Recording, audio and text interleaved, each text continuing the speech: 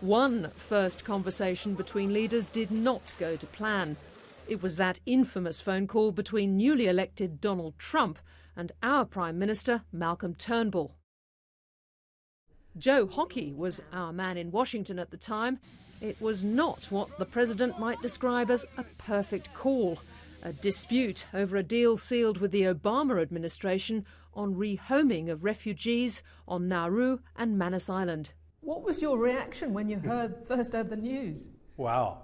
The Prime Minister rang me up straight after the phone call and gave me a bit of a rundown. But before it became public, you know, it's just part of, look, 20 years in elected office. I've seen and heard everything, and but this was a deal that Australia had agreed with the previous administration. Yeah. So, in a way, Prime Minister Turnbull was right to stand his ground. Well, he was right to stand his ground, but also you can understand where the new President Trump was coming from, because the refugee agreement with the Obama administration was completely counter-narrative to everything Donald Trump had argued and won on to get the presidency. So he's going, well, hang on, why am I doing this? What for? Malcolm deployed all of his advocacy skills with the president. The fact that and you would have seen a transcript maybe of the phone call, but the fact that Malcolm stood up that way is something that the president afterwards came to appreciate. I think he likes it if people are prepared to stand up for what they believe in, and I think he respected the fact, and I think he mentioned it to someone that you know, Turnbull had represented Kerry Packer, so he could see why Turnbull was such a formidable player. When Trump and Turnbull fell out, there was a sharp intake of breath in diplomatic ranks, especially our own. But here on Capitol Hill, congressmen from both sides of the aisle rallied together to sort out the mess. I received about 60 phone calls in a matter of hours from congressmen and senators saying how much they supported in Australia. And we said, well, never waste an opportunity.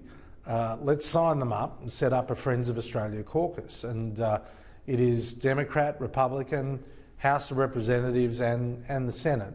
Congressmen from each side of the aisle united behind the alliance.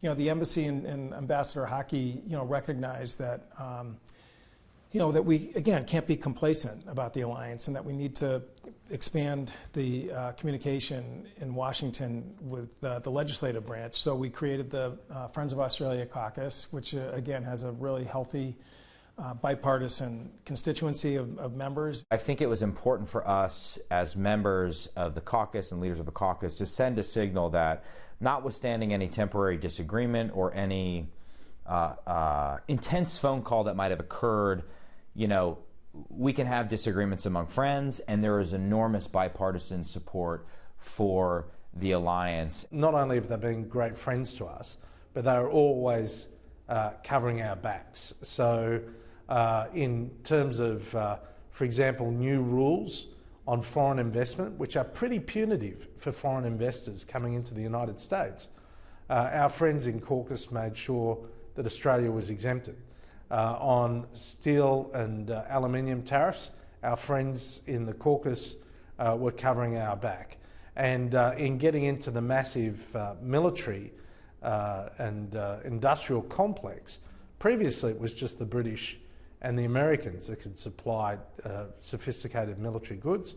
Our friends in caucus, led by John McCain, got us into that club, which has been a huge win for Australian technology. And I think he and Malcolm, after that, you know, there was the meeting on the US ship in New York, which Joe Hockey and others were involved in, and I think that just helped to indicate to everybody that the relationship was appropriate. It was on an even keel. It worked really well. If there was a wobble, it didn't last long, and it was quickly overcome by the power of the relationship. And I think, as we've discussed, you know, the job that Joe did with mateship was an amazing job. It got through the haze in the United States, which is a hard thing to do. You know, we're a tough media market. We're a tough political system. There's, as you noticed, there might be a distraction or two right now between our parties, but through that all, Joe was able to have that message received across the United States from coast to coast that this relationship is bigger and deeper than politics.